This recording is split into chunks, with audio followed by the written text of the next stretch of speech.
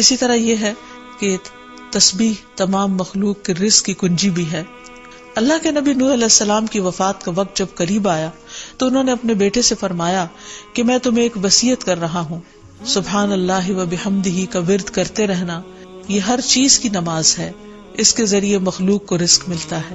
تو جو شخص یہ چاہتا ہو کہ اس کے رزق میں کشادگی ہو، اسے بھی کثرت کے ساتھ تسبیح کرنی چاہیے.